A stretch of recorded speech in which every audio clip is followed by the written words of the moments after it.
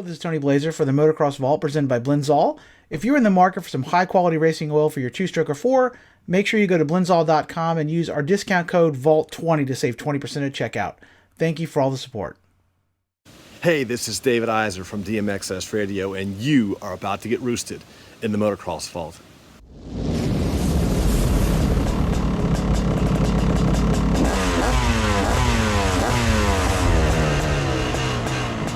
Welcome back to the Motocross Vault. My name is Tony Blazier, and what this video is going to cover is my picks for the 10 worst looking gear sets ever. Over the years, I've kind of got a bit of a reputation of being really picky about gear in terms of the aesthetics. If you follow me on Twitter, when I live tweet Supercrosses, especially a few years back, I'd always kind of make fun of Barsha and Tomac and some of their Alpine Star gear, to the point where my buddy Tomo out of Australia would always give me a hard time, saying I was being a little too rough. I love motocross gear. I love the different designs of it. Obviously, I've had tons of different styles over the years, and it's obviously one of those things that's completely subjective. I mean, some people might like just plain black or white, or other people might like really super colorful stuff like TLD does.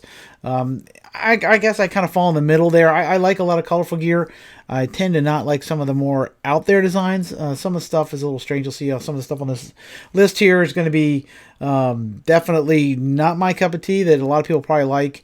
Again, it's completely subjective, just for fun. So if you like this stuff, please don't be upset if I pick on your favorite set of gear. I would love to know what everybody thinks out there. I'm sure everybody has their list, personally, of stuff they like and don't like as far as motocross gear goes. It's very personal stuff. I've had some gear outfits over the years that I probably look back and think it was probably not a great idea at the time, but I liked it then. Certainly, if you were to walk around a mall dressed like you are on a motocross track, people look at you like you're pretty crazy, but somehow we get away with these outlandish designs on a motocross track for some reason. So this is just going to be my top 10 picks for the most out there, unattractive stuff that's ever been put out. I tend to probably stay more to the newer stuff. Obviously you could look at the gear from the 70s. Most of it was pretty bland and plain. It really didn't start getting too crazy until like the late 80s. 90s in particular were really kind of an out there era for bike designs and also for gear designs. So you'll see there's a few 90s stuff, but there's a few new things on here too. So this is going to be a look back at the 10 worst gear setups ever, in my opinion, in my humble opinion here. If you'd like to support what I do here at the Motocross Vault, I have Motocross Vault merch available. I just came out with a new shirt based on the TRX 250R 4-tracks, what I'm wearing here. It is one of my all-time favorite quads. I was lucky enough to own one, 20 years ago or so. Really cool machine. Definitely an iconic bike, and I had some people ask about doing one of these, so I did one with the 250R, but I have all kinds of stuff, ATCs, motorcycle, all kinds of different brands, a lot of variety on my Teespring store. And I'm going to put if you like to support what I do, check out what I have available. I'm going to put a link in the description and a card here in the video. So here's a look at my 10 picks for the worst motocross gear ever. Here in the number 10 spot, we have one of my favorite gear brands as a whole, certainly one of the pioneers in the motocross industry in terms of style, one of the top brands in terms of innovation since the mid-'80s at least, is Troy Lee Designs. Troy Lee obviously started out with painting helmets, is what it's best known for, but in the late 90s they broke out into gear, and since then they've been pretty much at the forefront of style in general, but some of these designs every now and again go a little bit too far for me. And in this case, I think this 2016 Anarchy gear really is a bit out there too much for my taste. It almost looks like something one of the Kardashians would wear. I mean, you got the skull and crossbones on the front, which, okay, whatever. It's the whole pirate thing, I guess. But then you got a leopard print on the back. And I don't know who the hell would be caught dead in this stuff. Obviously, plenty of people probably were. I'm sure they sold a million pairs of these jerseys and pants. But particularly in this red and flow yellow, I mean, I don't know. It's just way out there. It almost gives me like a seizure looking at the stuff. The black and flow orange is maybe a little bit lower key, but still, again, it looks like something you'd see like on Mike Tyson's carpet in his Las Vegas house with his tiger and what have you here. It's just, like I said, they made some bold choices in general. In 2016, they also had the caution gear, which was kind of the height of the flow colors. A lot of guys had like the flow yellow and everything. This gear is just out there as well. It's not quite as crazy to me as the leopard print, but it's still pretty terrible in my opinion. So again, I love Troy Lee gear in general. I mean, some of the stuff is pretty out there. They take a lot of chances, and I do appreciate that. I love that they are so bold in their designs. But for me at least, this 2016 Anarchy gear is a miss. Here in ninth place, we have another brand that is iconic within the moto gear industry, and certainly one of the brands that in general is thought of very highly and is always at the forefront of design, Fox Racing. Now here in 2009-2010 era, Fox really got very busy with some of their designs. I don't know what they were trying to do, maybe trying to shake things up a bit, but for whatever reason, it's actually kind of reminiscent of something Troy Lee would have done. This stuff looks more like a Troy Lee design than a Fox design to me. But in 2010, they had this anti-scene gear, which was extremely busy. This anti-scene is really a strange-looking gear. It's just, let's throw as many designs at the wall as possible, kind of stick it together. I'm not sure, maybe some people loved it. I always thought this era was like maybe one of my least favorite for Fox. They had like about a 2-year period there where their stuff was just really, really loud and outlandish. And I just didn't really care for it. And it looks funny seeing, Ryan Dungey of all people in it. Ryan's about the most milquetoast guy in the sport. Certainly not the guy you think of wearing some crazy gear. And it does seem like a strange pairing. This looks more like something J-Law should have been in than Ryan Dungey. But thankfully, Fox Racing toned things down pretty quickly after this. I'm not sure if that's because they weren't big hits or, just kind of trying to move the needle onto something new. But this 2010 stuff, probably my all-time least favorite Fox designs. Here in 8th place, we have some gear that apparently was very popular in Europe, but just really never caught on over here, Wolf Sport. This particular version is from 1998. It's pretty daggum hideous to my eye. Don't really care for any of it. It almost looks like maybe there's a chain link design to it. I'm not sure what's going on there. Just ugly in general. The boots are hideous. Just not an attractive design in my opinion. Now, it is worth saying that Europe always had very different tastes as far as gear goes.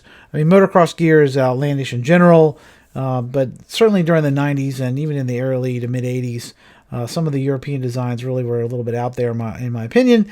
Wolf Sport, I've made fun of them quite a bit online. I actually had one of the family members take me to task on social media for making fun of it, but say what you will, I'm sure it's made them a lot of money and God bless them for it, but the stuff's pretty ugly. I've actually never seen a set of Wolf Sport gear that I liked. This, mid 90s was kind of when they were really seemed to be trying to make a push here in America. I'm not sure if they're still around, but you certainly saw, ads for them in Motocross Action, what have you, there for a while in the 90s, but I've never seen anybody in Wolf Sport gear. Again, I'm sure they probably sold a lot of it over in Europe, but it just never really caught on over here, and I think this stuff is pretty darn hideous, in my opinion. Next up in 7th place, we have Biaffi's 1995 Cross Gear. Now, Biaffi or Bieffi, I'm never quite sure exactly how you say that. There's another brand that was from Europe. They were a big sponsor of the GP racing team over there. Bieffi Suzuki was one of the major, factory squads there for many years in Europe. I actually have had some Bieffi helmets over the years. In fact, I think I had 2, maybe 3 of them. I got them mainly because they were inexpensive. When I was first starting out racing, I couldn't afford a really nice Highline helmet. So they were cheap. Always thought they were kind of ugly in general, especially the early ones with the funky short little visors on it. And their gear was never very attractive. I actually kind of felt bad for Albie when he came over here in 1995, stuck wearing this, because he was already quote unquote an outsider coming from Europe. And this gear only made him look more so. Made his weird kind of stiff, straight-backed riding style look even more pronounced. It just wasn't very attractive stuff. Stefan Everts wore it over in Europe. I don't think even having the world champs in these things really did them much in terms of helping their profile here in the U.S. They were always thought of, I thought, as pretty funky gear. It's interesting. I saw a lot of people with the helmets. Like I said, I had one, but I've never seen anybody wearing the gear. I never owned any BFE gear. I don't imagine they sold a ton of it. But this stuff here is pretty darn terrible. And I don't think anybody was super big fan of it, at least on this side of the pond back in the mid-90s. Next up in 6th, we have some gear that I believe is actually based out of Europe. I'm not positive on that, but it definitely has that Euro style to it. The 1995 UFO Thunder gear. This stuff is just terrible. It's overdone, overly colorful, the giant logos. It's so funny how there's just, it's like this saying where you know it when you see it, and all motocross gear is inherently pretty busy, bright colors, bright designs, and what have you. And it's funny to me that certain combinations of colors and style, graphics, and what have you seem to just work. You look at Axo Sport in this era, and arbitrarily somebody who's not into motocross might look at something from this era from Axo Sport that Damon Bradshaw's wearing, and then look at this yellow in the upper left and say, they look very similar actually to a layperson, but to a motocross enthusiast, the UFO one is just not quite right. The Axo one is iconic. And, I understand that it's probably, not a real difference in terms of the colors and what have you they were used, but something about the overall juxtaposition of all of them, the looks and what have you, just doesn't work with this UFO stuff. At the time, Timmy Ferry was probably the biggest rider here in the U.S. wearing it. Guy Cooper was retired, but I believe he was riding it, wearing UFO in the GNCCs or whatever off-road stuff he was doing at the time. I never had any UFO stuff. Never had any desire to have any UFO stuff.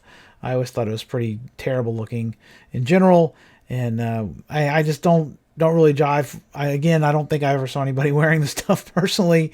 It was one of those brands that you saw advertised in the magazines, but I don't think it ever really caught on to any great extent over here. Here in fifth place, we have some gear that actually I could not find a single photo of anybody actually wearing. This is really the only place I could find it was in an old Motocross Action, but it is the 1991 Yoko Wild Attitude gear. The Yoko actually is an iconic brand in the sport. I don't think they were ever really big over here in terms of American riders wearing it, but they were a very, very popular Finnish brand. They actually helped produce gear for other gear companies in the 80s. They may still do that, I'm not sure. I think they are still around.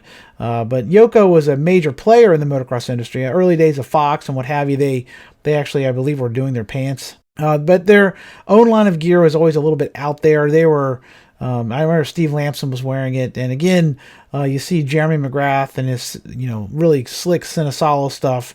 And you see Steve Lampson running the Yoko, and you always kind of felt a little bad for him. Talon Volan was another guy wearing Yoko in the early 90s. But I don't think I ever saw him wearing this stuff. This stuff is just terrible. It's like everything 90s gone a step too far. The colors are just totally crazy out there. The design is just, let's throw a bunch of, silly string at a wall. It looks like it's just crazy. And I imagine somebody probably bought the stuff. Pretty hideous. Definitely, at least in my opinion, probably the low point for Yoko designs overall. Here in the fourth spot, we have another really obscure brand from across the pond, Off the Wall. This is another brand I've never seen anybody wearing. I can see in this ad here it says importers wanted. I can only imagine they probably didn't find any. The only thing cool in this ad is the Corvette they're sitting on. Everything else is just terrible. Let's be honest. They just took a brick wall and stuck some neon blue and pink graphics on it. It's pretty terrible. I don't know if anybody out there has ever actually seen this gear or worn it. I'd love to know. If you've actually had a set or seen a set, let me know in the comments below. But I can see why this one didn't really catch on. I've actually only ever seen this one ad for it, so I'm not sure if they ever found an importer here for the U.S. or if they even made it across the pond. But pretty hideous gear in my opinion, and definitely not a high watermark here for 90s moto style. Here in third, we had a type of gear that I'm sure everybody out there knew would be on the list, the 1993 Feroce gear. I remember seeing this for the first time at High Point. I went to High Point in 1993, and they had a truck there and a big display, and they were giving away free sample stuff. You could, check out a shirt and what have you.